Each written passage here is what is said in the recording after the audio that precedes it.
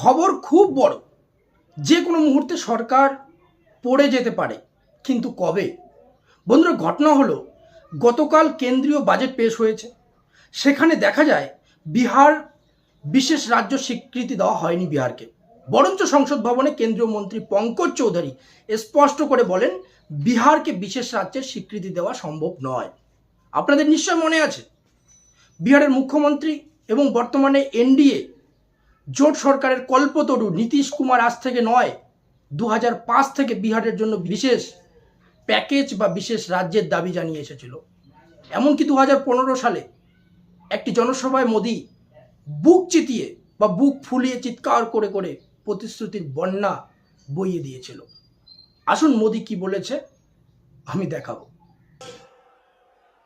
बिहार के पैकेज की घोषणा यहीं से करना चाहता हूं। करो करो 50,000 करोड़ की ज्यादा करो, 60,000 करोड़ की ज्यादा करो, 70,000 करोड़ की ज्यादा करो, 75,000 करोड़ की ज्यादा करो, 80,000 करोड़ की ज्यादा करो, 90,000 करोड़ की ज्यादा करो। मेरे भाइयों बहनों, मैं आज वादा करता हूं, दिल्ली सरकार कान बराबर ठीक रख के सुन लीजिए, दिल्ली सरकार 1.25 लाख करोड़ रुपए का पैकेज देगी।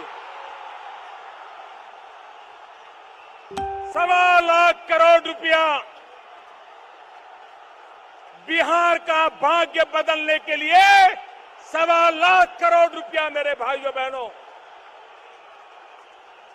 मैं आपका मिजाज देख रहा हूं, हर कोई खड़ा हो गया। চরিতভাবে মোদি ভুলে গেছে। এবারে আমি আপনাদেরকে স্মরণ করে দিতে চাই, বিহারের মুখ্যমন্ত্রী নীতিশ কুমার এবং এনডিএ জোট সরকারের শরিক দল অন্যতম মুখ নীতিশ কুমার কবে কবে বিশেষ রাজ্যের দাবি জানিয়ে এসেছে। 2005 সালে প্রথম যখন নীতিশ কুমার মুখ্যমন্ত্রী হয় তখন থেকে বিশেষ রাজ্যের দাবি করে আসছিল। উনি বলে ঝাড়খণ্ড থেকে বিহার আলাদা হওয়ার পর বিহার একটি পিছিয়ে পড়া গরিব রাজ্য হিসাবে রয়েছে। 4 বছর অপেক্ষা করার পর নীতিশ কুমার কি বলে, আমি তাকেই সমর্থন করব যে বিহারকে বিশেষ রাজ্যের স্বীকৃতি দেবে। এর মানে দাঁড়ালো বিহারের জন্য বিশেষ রাজ্যের স্বীকৃতি নীতিশ কুমারের কাছে কতটা গুরুত্বপূর্ণ। ইদানিং নীতিশ কুমার একাধিকবার এক বিশেষ রাজ্যের দাবি জানিয়ে এসেছে। এমনকি নীতিশ কুমার এও বলেছে বিহারে আনুমানিক 94 লাখ গরিব পরিবার রয়েছে, অন্তত 5 বছরের জন্য বিহারকে বিশেষ রাজ্যের স্বীকৃতি দেওয়া উচিত। এইভাবে একাধিকবার নীতিশ কুমার এই বিশেষ রাজ্যের দাবি জানিয়ে এসেছে। এমনকি বিগত বছরে একাধিকবার। একটা কথা আছে, চাইনিজ মালের একটু একটু দাও ওয়ারেন্টি দেওয়া যায়, কিন্তু নীতিশ কুমারের নয়। এবার আসবো স্বাধীনতার পরবর্তী সময়ে এই পর্যন্ত কতগুলো রাজ্যকে বিশেষ রাজ্যের স্বীকৃতি দেওয়া হয়েছে। উত্তর 14, কিন্তু 50 বছরে কাউকে নয়। এর আগে লাস্ট মানে সর্বশেষ দেওয়া হয়েছে 3টি রাজ্যকে। এবার বলবো কিসের ভিত্তিতে বিশেষ রাজ্যের স্বীকৃতি দেওয়া হয়, কোন কোন দিকগুলোকে লক্ষ্য করে বিশেষ রাজ্যের স্বীকৃতি দেওয়া হয়। দৈনিক ভাস্কর মানে পত্রিকা একটি রিপোর্ট ওনারা সংগ্রহ করেছে এবং সেটা প্রকাশ করেছে।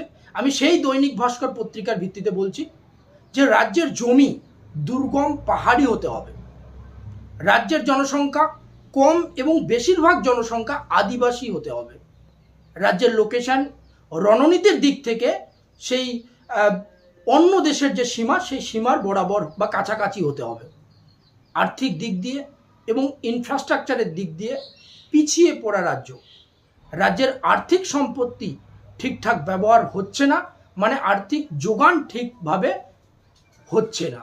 এবার আমি বলবো একটা রাজ্যে বা একটা রাজ্য বিশেষ রাজ্যের স্বীকৃতি পেলে সেখানকার মানুষের কি কি উপকার হয়। বিশেষ রাজ্যের স্বীকৃতি পাওয়া রাজ্যকে কেন্দ্র সরকার 90% মানে 90% পয়সা বা রাশি অনুদান হিসাবে দেয় এবং 10% রাশি যেটা উইদাউট ইন্টারেস্ট মানে কোনো প্রকার সুদ ছাড়াই দেওয়া হয়। যেখানে অন্যান্য রাজ্যকে শুধুমাত্র 30% পয়সা বা রাশি অনুদান হিসাবে দেওয়া হয় এবং 70% টাকা যেটা তাও সুদের ভিত্তিতে দেওয়া হয়।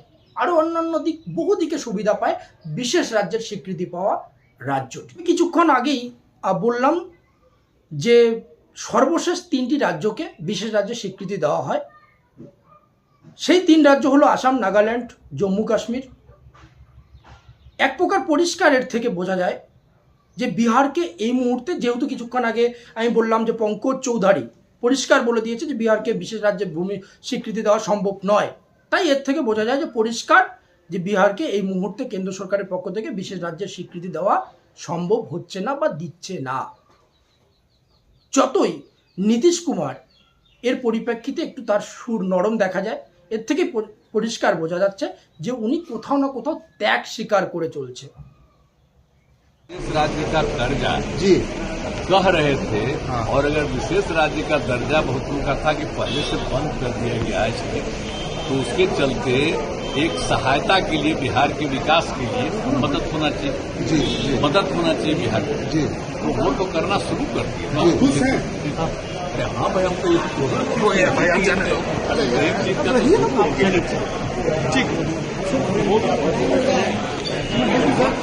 কিন্তু আমি কিছুক্ষণ আগেই বললাম যে কোনো একটা চাইনিজ মাল সম্পর্কে ধারণা করা যায় যে এটা কতদিন টিকবে, নীতিশ কুমার সম্পর্কে নয়। এবং তার পাশাপাশি লালু প্রসাদ যাদব থেকে শুরু করে বিরোধী নেতৃত্ব যারা রয়েছে তারা কিন্তু এক প্রকার এটা বলা শুরু করে দিয়েছে যে বিহারের যে জনগণ তাদের সঙ্গে ধোঁকাধারী হয়েছে, তাদের সঙ্গে বেইমানি হয়েছে এবং তারা নীতিশ কুমারের ইস্তফা দাবি করছে। তাই এই মুহূর্তে আশঙ্কা প্রকাশ করাই যায় যে যে কোনো মুহূর্তে কিন্তু নীতিশ কুমার সিদ্ধান্ত নিতে পারে এবং এনডিএ জোট থেকে বেরিয়ে আসতে পারে।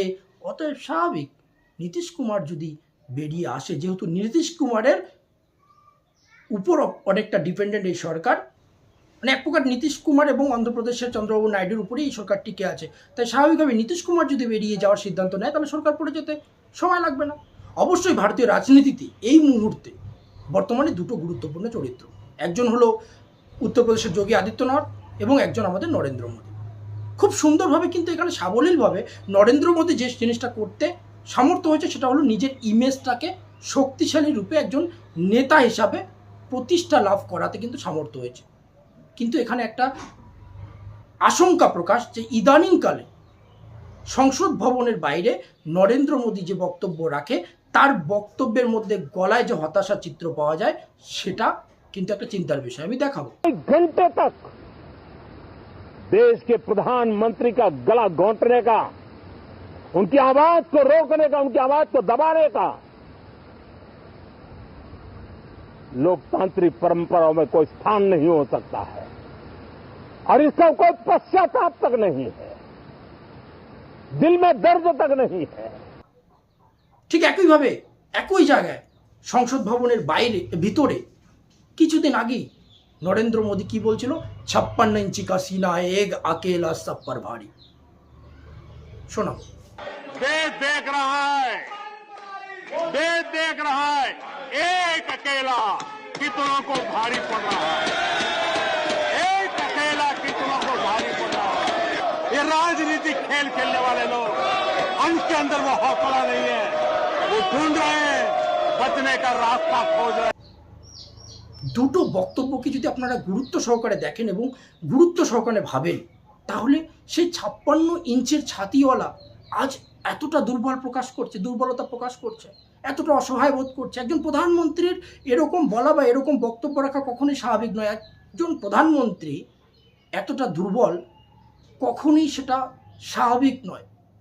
তাই রাজনৈতিক মহল চর্চা করতেই পারে বা রাজনৈতিক মহলের এই আশঙ্কা প্রকাশ করা অবশ্যই বাস্তবিক যে এই সরকার কোথাও না কোথাও এই আশঙ্কায় ভুগছে যে কোনো মুহূর্তে সরকার ভেঙে যেতে পারে। কারণ এই দুর্বলতাটা, এই যে সময়ের ব্যবধান, এটা কিন্তু স্বাভাবিক নয়। এভাবে একজন প্রধানমন্ত্রীর দুর্বল হয়ে যাওয়াটা কখনোই স্বাভাবিক নয়। এরই মধ্যে বাজেট পেশ নিয়ে রাহুল গান্ধী তো বলে দিয়েছে এটি কুর্সি বাঁচাও বাজেট। কারণ বাজেটে দেখা গেছে যে যেখানে বিজেপি অধ্যুষিত রাজ্য বা বিজেপি ক্ষমতা রয়েছে বা বিজেপির শরিক দলগুলো ক্ষমতা রয়েছে, সেই রাজ্যকে বিশেষ করে প্রাথমিকতা দেওয়া হয়েছে। এবং সেখানে বিরোধীদের অভিযোগ যে সমস্ত রাজ্যে বিরোধীরা ক্ষমতা রয়েছে সেই রাজ্যগুলোকে কোথাও না কোথাও ভেদাভেদ করা হয়েছে, তাদের যে প্রাপ্য অধিকার সে অধিকার থেকে বঞ্চিত করা হয়েছে। আজকের যেটা খবর, সেই খবর হলো যে সংসদ ভবনের বাইরে কিন্তু বিরোধী সাংসদরা এই বাজেটের ভেদাভেদের অভিযোগ তুলে বিক্ষোভে নেমেছে। তাই এই সরকার কখন পড়ে যেতে পারে এই আশঙ্কা কিন্তু আমরা উপরিউক্ত যে তথ্য, যে সময়ের ব্যবধান, যে সময়ের হেরফের, যে চরিত্র বদলানো, তা থেকে কিন্তু স্পষ্ট হয়ে যায়। বন্ধুরা আসুন, আপাতত এটুকুই। আগামী ভিডিওতে আবার দেখা হবে। অবশ্যই যদি এরকম আরও নতুন নতুন ভিডিও পেতে চান, অবশ্যই আমার চ্যানেলটিকে সাবস্ক্রাইব করে পাশে থাকা বেল আইকনটি ক্লিক করবেন। ধন্যবাদ।